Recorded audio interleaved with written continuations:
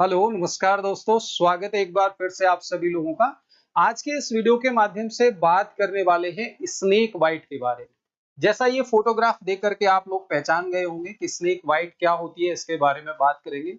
Different type of snake bite के बारे में बात करेंगे। पर्टिकुलरली हम बात करेंगे इंडिया के बारे में। इंडिया में कितने प्रकार के सांप पाए जाते हैं और साथ ही साथ में आप कैसे पहचानेंगे कि सांप के काटने की वजह से ये दिक्कत हो रही है या कोई और कारण है, यानी सांप के काटने पर क्या लक्षण दिखाई देते हैं, इसके बारे में बात करेंगे। साथ ही साथ में रिसेंट गवर्नमेंट की जो गाइडलाइन आई है 2024 और 25 में, गवर्नमेंट ने कुछ गाइडलाइन, कुछ रूल्स रिलीज किए हैं, इनके बारे में मैं बात करूंगा कि सांप के काटने पर आपको क्या करना है, क्या नहीं करना है, इसके बारे में बात करेंगे। आप लोग जानते हैं कि अभी मानसून का समय चल रहा है, बरसात का समय चल रहा है। स्नेक बाइट के जो केसेस होते हैं इस समय, पर्टिकुलरली वर्षा के समय, ये बहुत ज्यादा देखने को मिलते हैं। और अगर मैं अभी फिलहाल के बारे में बात करूं तो जिस हॉस्पिटल में अभी हम काम कर रहे हैं, वहां गवर्नमेंट सेटअप में लगभग मैं देख रहा हूं लखनऊ के आसपास के एरिया में 10 से 15 केस स्नेक बाइट के पर डे देखने को मिल रहे हैं।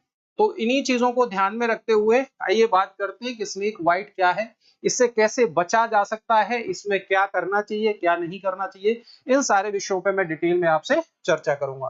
तो सबसे पहले आपको जानने की जरूरत है कि स्नेक बाइट होता क्या है। अगर स्नेक बाइट के बारे में आप देखेंगे तो स्नेक बाइट एक मेडिकल इमरजेंसी है। ध्यान देंगे, मेडिकल इमरजेंसी का मतलब क्या है कि अगर स्नेक ने बाइट किया है तो उस दौरान पेशेंट को एज सून एज पॉसिबल, जितना जल्दी हो सके, उसको आपको हॉस्पिटल ले जाना है। तो ये कंडीशन कैसी है? मेडिकल इमरजेंसी है। अगर हम बात करें इंडिया की, तो India account for nearly 50% of global snake bite, यानी पूरी दुनिया में स्नेक बाइट से जितने केस देखने को मिलते हैं, टोटल स्नेक बाइट के जितने केस पूरी दुनिया में देखने को मिलते हैं, उसका आधा यानी 50% केवल भारत में देखने को मिलता है। इससे अंदाजा आप लगा सकते हैं कि स्नेक बाइट के जो केसेस हैं वो भारत में बहुत ज्यादा हैं। 50% पूरे वर्ल्ड के हम बात कर रहे हैं। तो ये बात आप यहां से देख सकते हैं कि 50% ग्लोबल स्नेक बाइट का जो हिस्सा है वो केवल और केवल कहां पाया जाता है? भारत में पाया जाता है। अगर हम बात करें कॉमन कहां पर है, तो ये जो स्नेक बाइट के जो केसेस हैं, ये मेनली आपको रूरल एरियाज में यानी गांव देहात में देखने को मिलेंगे। एग्रीकल्चर वर्कर यानी जो खेती में जो किसान लोग काम करते हैं उनको देखने को मिलेंगे। या आप देख सकते हैं चिल्ड्रंस यानी बच्चों में, क्योंकि बच्चे ये नहीं जानते कहाँ खेलना है, कैसी जगह पर रहना है, तो बच्चों में ये केस आपको देखने को ज्यादा मिलेंगे। और साथ ही साथ में आप ध्यान देंगे कि डब्ल्यूएचओ ने स्नेक बाइट को कैटेगराइज किया है एज नेग्लेक्टेड ट्रॉपिकल डिजीज। ध्यान देंगे इस चीज को, यानी जो डब्ल्यूएचओ है, डब्ल्यूएचओ ने इसको एनडीटी के अंदर रखा है। एनडीटी क्या है? Neglected tropical disease. यानी डब्ल्यूएचओ ऐसा मानता है कि जो स्नेक बाइट का केस है ये ज्यादातर पुअर लोगों में, गरीब लोगों में पाया जाता है। अब आप इस बात को समझ सकते हैं कि स्नेक बाइट कहां मिलेगा? जिसके पास बहुत अच्छी सुविधाएं नहीं है रहने के लिए, जो जमीन पर सोता है या कहीं ऐसे एरिया में रहता है जहां पर बहुत आसपास में बहुत ज्यादा साफ सफाई नहीं है। तो इस बात को आप ध्यान रखेंगे कि नेग्लेक्टेड ट्रॉपिकल डिजीज में आता है। हालांकि इसमें एनटीडी में कुछ अन्य बीमारियां भी आती हैं जो मेनली गंदगी की वजह से होती है, जैसे मलेरिया वगैरह। लेकिन आप इस बात को ध्यान रखेंगे कि स्नेक बाइट को डब्ल्यूएचओ ने एनडीटी के अंदर रखा है, यानी ये मेनली पुअर लोगों को प्रभावित करता है, गरीब लोगों में स्नेक बाइट देखने को मिलता है। अगर हम बात करें type of snake in India, India में अगर स्नेक के टाइप के बारे में बात करेंगे तो इसको जो कैटेगराइजेशन है इसको दो तरीके से बांटा गया है। एक है वेनेमस और एक है नॉन वेनेमस। वेनेमस का मतलब क्या है? जो सांप जहरीले होते हैं, यानी जिनके काटने की वजह से मृत्यु हो सकती है, डेथ हो सकती है, यानी उनको अपन क्या कहते हैं? वेनेमस कहते हैं। और इन वेनेमस में जो मेन कैटेगरी है स्नेक की, जो मुख्य सांप है, इसमें देख सकते हैं पहला है कोबरा, दूसरा है आपका करेत है, तीसरा है रसल वाइपर है और चौथा आपका सॉ स्किल्ड है। यानी कोबरा, करेत, रसल और सॉ स्किल्ड, ये इतने प्रकार के सांप मेनली भारत में पाए जाते हैं जो कैसे हैं? वेनेमस हैं, जहरीले हैं। ध्यान देंगे, यानी ये वो सांप हैं जिनके काटने की वजह से व्यक्ति की डेथ हो सकती है। अगर प्रॉपर उसका ट्रीटमेंट ना किया जाए, प्रॉपर ध्यान ना दिया जाए, तो चाहे वो आपका कोबरा हो, करेत हो, रसल वाइपर हो या सॉ स्केल्ड हो, इनके ये फोटोग्राफ आप यहाँ देख सकते हैं। इनके ये वो सांप हैं जो जहरीले होते हैं, जिनकी वजह से व्यक्ति को प्रॉब्लम हो सकती है। अगर हम बात करें नॉन पॉइजनस की, ऐसे सांप जो जहरीले नहीं होते जो भारत में पाए जाते हैं, तो इसमें आप पहला जो देखेंगे that is the rat snake. अब ये जो रेड स्नेक है, ये इसकी अकरेंस बहुत ज्यादा है भारत में, लेकिन ये नॉन पॉइजनस है। इसमें मैं आगे चर्चा करूंगा आपसे कि नॉन पॉइजनस किस तरीके से इसे देखते हैं। और साथ ही साथ में इंडियन रॉक पाइथन, इसमें आप देख सकते हैं जो रेड स्नेक है और जो पाइथन है, ये दोनों ही नॉन पॉइजनस है। ध्यान देंगे, यानी ये जहरीले नहीं होते हैं। क्या जहरीले नहीं होते तो इनके केस में क्या ट्रीटमेंट की आवश्यकता नहीं होती है? ऐसा नहीं है। इस केस में भी कुछ सिस्टमिक मैनिफेस्टेशन हो सकते हैं, शरीर में कुछ ऐसे लक्षण दिखाई दे सकते हैं, जैसे स्वेलिंग हो सकती है, या व्यक्ति को भय की वजह से कुछ हाइपोटेंशन हो सकता है, बीपी कम हो सकता है। तो इस पे हम चर्चा करेंगे कि, लेकिन अभी आपको ये याद रखना है कि पॉइजनस और नॉन पॉइजनस के जो डिफरेंट टाइप है वो मैंने यहाँ पे आपको बता दिए हैं। अब चलते हैं थोड़ा आगे और समझते हैं कि symptoms of snake bite, very important, यानी सांप के काटने पर जो लक्षण होते हैं उसके बारे में आप देखेंगे। तो सबसे पहले आपको ध्यान रखना है लोकल सिम्टम्स। अगर आप देखेंगे कि जहां पर स्नेक ने बाइट किया है, जहां पर फंग मारा है, वहां पे अगर देखेंगे तो वहां पे पेन मिलेगा। पेशेंट आपको बताएगा कि उसको वहां पे दर्द है, साथ ही साथ में उस एरिया में स्वेलिंग देखने को मिलेगी, और साथ ही साथ में ब्रूइशिंग, यानी ब्रूइशिंग का मतलब है वो एरिया नीला पड़ सकता है, उसका कलर चेंज हो सकता है। यानी जहां स्नेक बाइट किया है वहां पर पेन है, स्वेलिंग है, वहां पे स्किन का कोई कलर चेंज हो गया है, और साथ ही साथ में बाइट के मार्क्स बने होंगे। वहां पे जो स्नेक ने फंक्स मारा है उस जगह पर निशान बने होंगे। अब ये बात ध्यान रखेंगे, ये जरूरी नहीं है कि वहां पर फंक्स बने हों, लेकिन जहां पर स्नेक ने बाइट किया है वहां पर आपको पेन और स्वेलिंग, ये लक्षण जनरली देखने को मिलेंगे। थोड़ा और आगे चलते हैं और समझते हैं सिस्टमिक सिम्टम्स क्या होंगे, यानी पेशेंट के शरीर में और क्या क्या लक्षण आपको देखने को मिलेंगे। तो पहला है इसमें नोजिया और वॉमिटिंग, यानी पेशेंट आपको कंप्लेन करेगा कि उसको जी मिचला रहा है, उसका उल्टी करने का मन कर रहा है। तो ये लक्षण आपको सिस्टमिक मैनिफेस्टेशन में देखेंगे। दूसरा है डिफिकल्टी इन ब्रीदिंग, यानी उसको सांस लेने में तकलीफ हो सकती है। यानी पेशेंट को स्नेक बाइट किया है, लेटर ऑन थोड़े समय बाद, 15-20 मिनट बाद, आधे घंटे बाद उसको ये दिक्कत होना शुरू हो सकती है कि उसको सांस लेने में तकलीफ हो, या उसकी जो विजन है, जो उसका देखने का जो रोशनी है, वो क्या हो सकता है, विजन उसकी ब्लड हो सकती है। पेशेंट कंप्लेन कर सकता है कि उसको धुंधला दिखाई दे रहा है या कम दिखाई दे रहा है। उसके बाद बात करते हैं पैरालिसिस, यानी उसका कोई हाथ पैर काम करना बंद कर सकता है, उसमें फालिस के लक्षण आ सकते हैं, जिसे हम पैरालिसिस कहते हैं। और ये मेनली आपका करैत और कोबरा जो स्नेक होते हैं उनके केस में आपको पैरालिसिस देखने को मिलेगी। और साथ ही साथ में आपको ब्लीडिंग देखने को मिल सकती है, पेशेंट शॉक में जा सकता है। अब यहाँ शॉक में ये वाइपर के काटने की वजह से शॉक में जाएगा। अब शॉक के डिफरेंट टाइप्स होते हैं, यानी मेनली आप ऐसे समझिए पेशेंट का जो बीपी है वो कम होने लगेगा। तो इस तरीके से ये लक्षण आपको मैनिफेस्टेशन, ये लक्षण जो है सिस्टमिक दिखेंगे। हालांकि मैं आपको बताना चाहूंगा कि स्नेक बाइट का जो कैटेगराइजेशन है वो 3 तरीके से किया गया है, और इसी के आधार पर आपको 3 लक्षण मिलेंगे। ये जो कैटेगराइजेशन है वो क्या है, यानी पहला हम मान के चलते हैं कि मायोटॉक्सिक हो सकता है, यानी स्नेक का जो पॉइजन है अगर ये हमारी मसल्स को प्रभावित करेगा तो उस कंडीशन को मायोटॉक्सिक कहते हैं। अगर ये हमारे ब्रेन को प्रभावित करेगा तो उस कंडीशन को अपन न्यूरोटॉक्सिक बोलते हैं, ध्यान देंगे, न्यूरोटॉक्सिक है। और अगर ये हमारे ब्लड को अफेक्ट करेगा, ब्लड के कोगुलेशन को अफेक्ट करेगा, तो इसको अपन हीमोटॉक्सिक बोलते हैं, है ना, हीमोटॉक्सिक।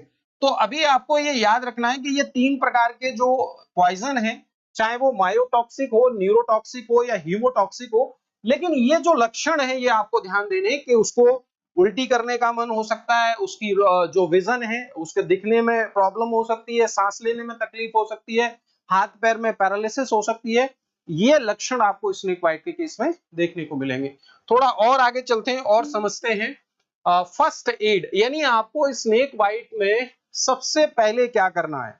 और ध्यान देंगे ये जो फर्स्ट एड की मैं बात कर रहा हूं, this is according to the government, recent government guideline है, भारत सरकार की जो नई गाइडलाइन है उनके अनुसार है। सबसे पहले आपको क्या करना है, रीअश्योर द पेशेंट, यानी पेशेंट को आपको ये बताना है कि ज्यादातर जो स्नेक बाइट होती है वो नॉन पॉइजनस होती है। ध्यान देंगे पेशेंट को ये चीज अश्योर करानी, उसको बताना है कि स्नेक बाइट, ज्यादातर जो स्नेक होते हैं वो नॉन पॉइजनस होते हैं, जहरीले नहीं होते हैं, आपको कुछ नहीं होगा, है ना। पहली बात ये याद रखनी है। रीअश्योर द पेशेंट, उसके बाद इमोबिलाइज द लिम्ब। अब ध्यान रखेंगे, आजकल इतना डेवलपमेंट होने के बावजूद भी लोग क्या करते हैं, कोई उसको टाइटली बांध देता है, कोई उस पर कट लगा देता है, कोई उसको ब्लड को सक करता है। ये सब नहीं करना। रिसेंट गाइडलाइन में पूरी तरीके से ये बातें मना की गई हैं। आपको इमोबिलाइज जरूर करना है। इमोबिलाइज का मतलब क्या है, सपोज दैट कि यहाँ स्नेक ने बाइट किया है या पैर में स्नेक बाइट किया है, तो उसमें एक फंटी बांध करके आप क्या करेंगे, उसको ज्यादा, जो हाथ पैर है वो बहुत ज्यादा चले फिरे नहीं, तो इस तरीके से कोई फंटी या कोई लकड़ी बांध करके उसको आप इमोबिलाइज कर देंगे हॉस्पिटल लाने के लिए। तो पहला ध्यान रखेंगे कि पेशेंट को बताएंगे कुछ नहीं होने वाला है, ज्यादातर जो सांप काटते हैं वो नॉन पॉइजनस होते हैं। दूसरा, इमोबिलाइज कर देंगे। और तीसरा most important, that is the transport to hospital immediately. आज भी ऐसा होता है कि बहुत सारे पेशेंट हॉस्पिटल आने में कई बार डिले कर जाते हैं, तो उनमें लक्षण देखने को मिलते हैं, उनको मैनेज करना उतना ज्यादा डिफिकल्ट हो जाता है।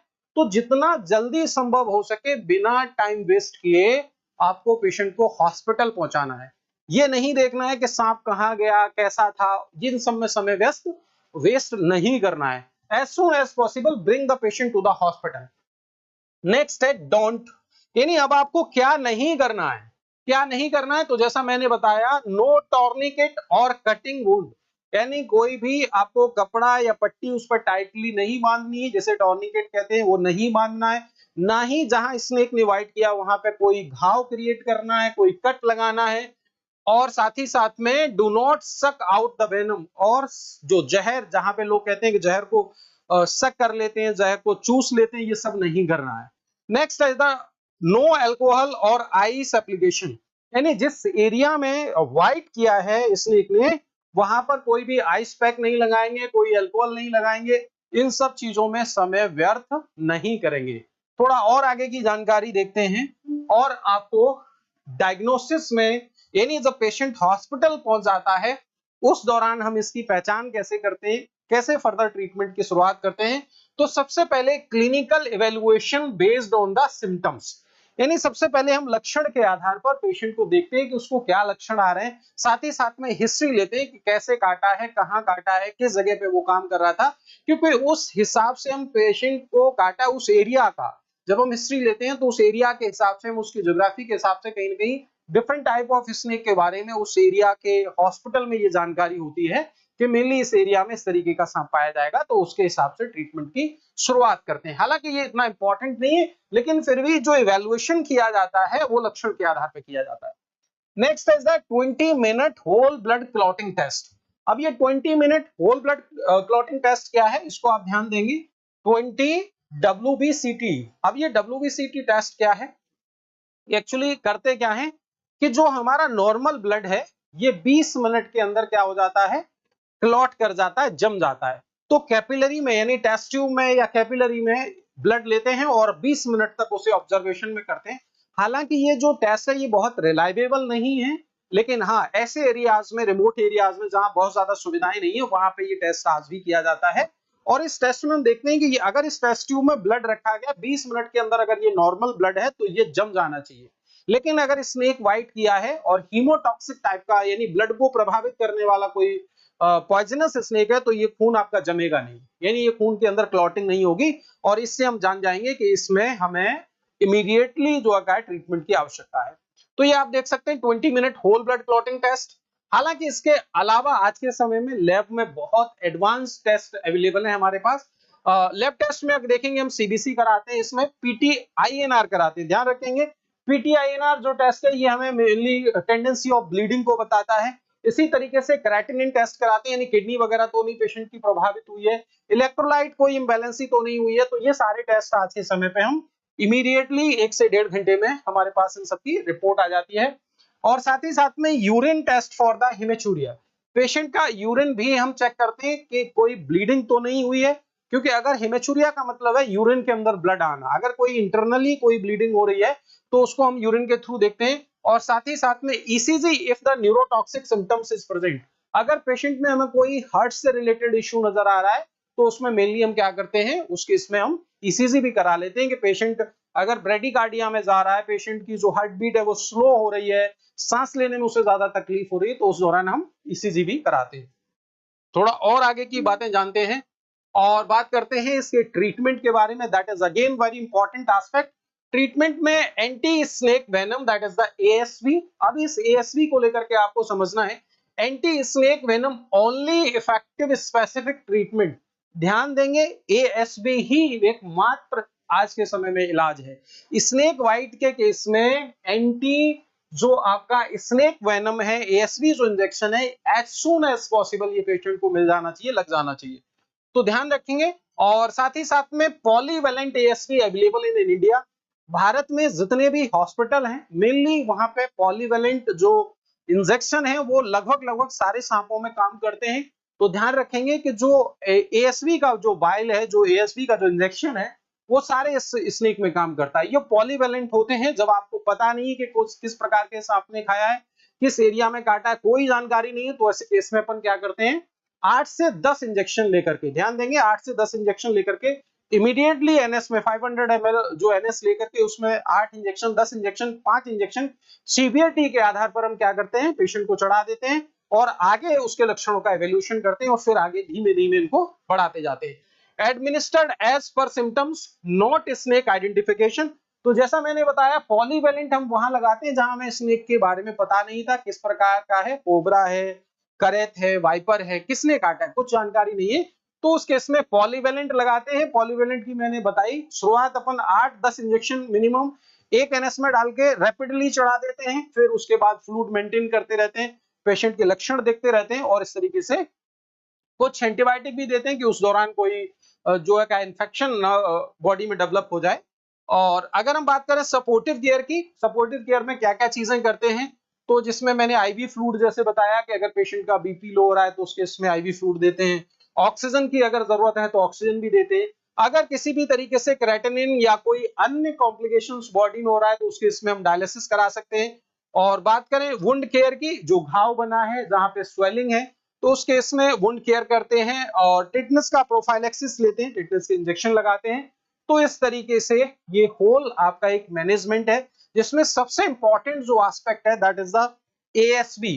अब इस एएसबी के बारे में थोड़ा सा और आपको जानने की जरूरत है कि गवर्नमेंट गाइडलाइन जो है वो क्या कहती है।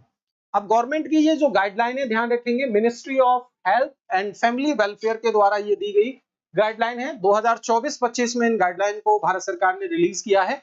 परिवार कल्याण मंत्रालय जिसे अपन कहते हैं, वहां से ये गाइडलाइन रिलीज की गई है और जिसमें आप ध्यान रखेंगे universal availability of ASV at PSC और सीएससी लेवल।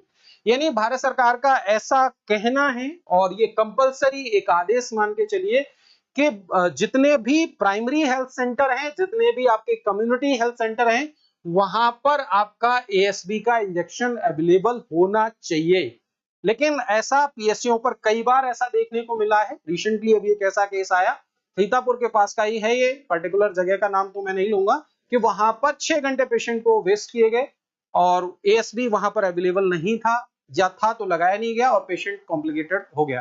तो एएसवी अवेलेबल होना चाहिए, कहां पर, पीएससी और सीएससी के लेवल पर भी ये मिलना चाहिए। और साथ ही साथ में ट्रेन्ड स्टाफ और management of rural centre. Rural centre में क्यों, क्योंकि मैंने अभी बताया कि स्नेक बाइट के जो केस हैं वो रूरल एरियाज में, पुअर पीपल में, मेनली आपको फार्मर्स वगैरह में देखने को मिलेंगे। तो ऐसे जो सेंटर्स हैं जो रूरल एरियाज में पीएससी और सीएससी जो आपके रन कर रहे हैं, वहां पर जो स्टाफ है that should be very highly trained for management of snake bite.